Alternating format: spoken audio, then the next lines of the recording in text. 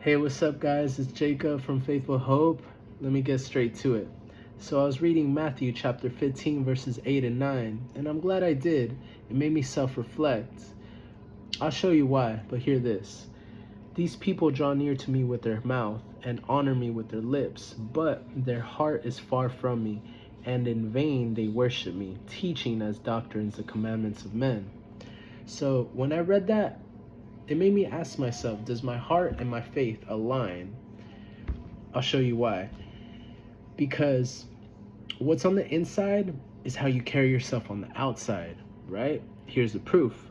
But those things which proceed out of the mouth come from the heart, and they defile a man.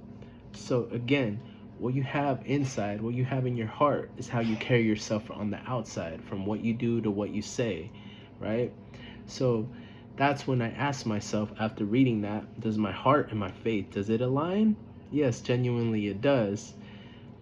I'll tell you why. From the minute I wake up to the minute I go to sleep, I'm grateful and I acknowledge His presence. Why? Because in His presence there's love, peace, joy, happiness, okay? So I acknowledge His presence, that's the faith. Why am I grateful for another day? Because I understand that in this world, unfortunately, not everybody gets a second day. They don't wake up, they don't go to sleep and it's a guaranteed, oh, I'm gonna wake up, for whatever it may be, whether medical reasons or whatever the case may be.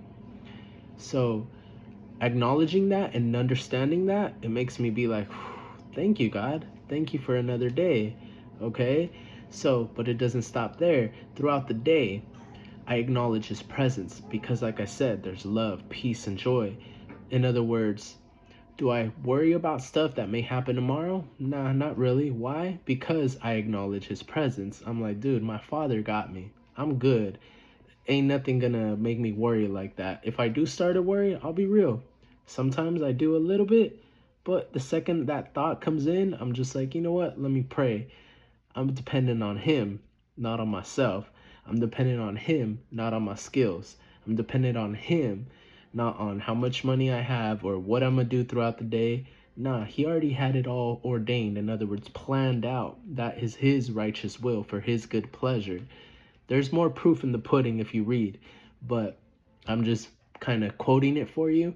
But yeah, man, that Bible verse right there in Matthew 15, verses 8 and 9, it made me self-reflect, and I got closer to God because of that self-reflection. It made me acknowledge Him that much more. So I just want to pass that on to you. Go ahead and check it out for yourself, and it's up to you guys on how you carry yourself. Thank you.